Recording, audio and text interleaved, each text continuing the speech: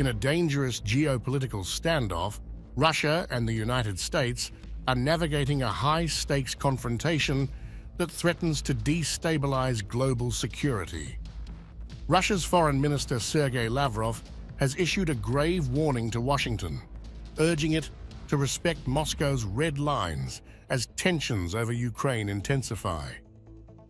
This warning comes as the US is on the brink of finalizing an agreement to supply Ukraine with long-range JASSM cruise missiles, which could potentially strike deep into Russian territory. Lavrov's warning signals a significant shift in the strategic balance between the two powers. He accused the US of undermining the long-standing principles of mutual deterrence that have guided US-Russia relations. Nothing will surprise me anymore. The Americans have already crossed the threshold they set for themselves. They are being prodded. Zelensky sees this and takes advantage of it, but they need to understand that they shouldn't joke about our red lines. They know very well where they lie. Lavrov suggested that Washington and its allies may not fully grasp the severity of their actions, hinting that Ukrainian President Volodymyr Zelensky might be leveraging the situation to his benefit. Adding to the tension, Russia has recently recalibrated its nuclear posture. President Vladimir Putin had expressed strong objections to US plans to station long-range missiles in Germany by 2026.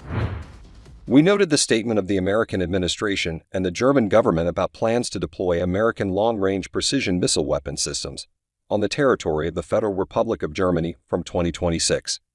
Important Russian government and military administration facilities and our administrative industrial centers and defense infrastructure will be within its reach, and the flight time to targets on our territory for such missiles, which in the future may be equipped with nuclear warheads, will be about 10 minutes.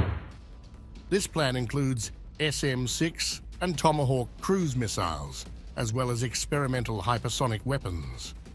Putin warned that these deployments would put crucial Russian military and infrastructure sites within range, with the potential for missiles to reach their targets in about 10 minutes. If the United States implements such plans, we will consider ourselves free from the previously assumed unilateral moratorium on the deployment of medium and shorter-range strike weapons, including increasing the capabilities of the coastal forces of our Navy. Today, the development of a number of such systems is at the final stage. We will take mirror measures to deploy them, taking into account the actions of the United States and its satellites in Europe and other regions of the world. In response to these developments, Russia has introduced a revised nuclear doctrine that emphasizes a readiness to use non-strategic nuclear forces. This shift reflects Moscow's concerns over increasing Western military activities near its borders and the broader implications of US strategies. Furthermore, Russia has criticized US policies concerning nuclear arms and the Comprehensive Nuclear Test Ban Treaty, CTBT. Recently, Russia annulled its ratification of the CTBT, arguing that this decision is a direct response to the US's reluctance to ratify the treaty and its adversarial posture towards Moscow. The experiment wasn't a full-fledged nuclear test, and formally, it violates neither the Comprehensive Nuclear Test Ban Treaty nor the U.S. moratorium on nuclear tests. However, it clearly indicates that the U.S. wants to show off that very nuclear sledgehammer that U.S. President Harry Truman had sought to intimidate the Soviet Union with in 1945.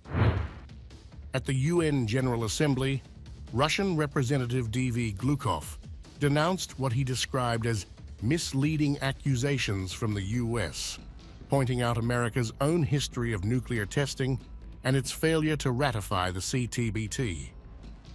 Our country has repeatedly explained the reasons that prompted us to revoke the instrument of ratification of the treaty. As noted in the statement of the Russian Foreign Ministry on this issue dated November 3, 2023, when we ratified the CTBT in 2000, we expected that all states with significant nuclear potential would do so, and as a result, the treaty would enter into force. However, this did not happen. It was Washington that took the most destructive position regarding the CTBT, covering up its refusal to ratify it with far-fetched pretexts. In conjunction with these diplomatic and strategic maneuvers, Russia has been actively demonstrating its nuclear readiness through extensive military exercises. The third phase of its non-strategic nuclear forces drill recently concluded, focusing on the operational readiness of non-strategic nuclear weapons.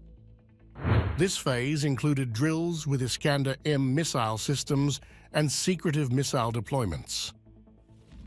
Earlier phases saw maneuvers by various military districts and the aerospace forces, involving stealthy operations and specialized weapon training. Putin's concerns extend to recent U.S. military movements, such as the deployment of Typhoon missile systems to Denmark and the Philippines.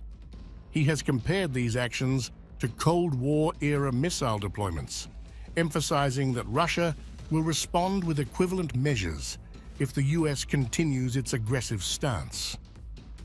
As these events unfold, the world watches with bated breath, aware that the current trajectory could have far-reaching consequences for global security.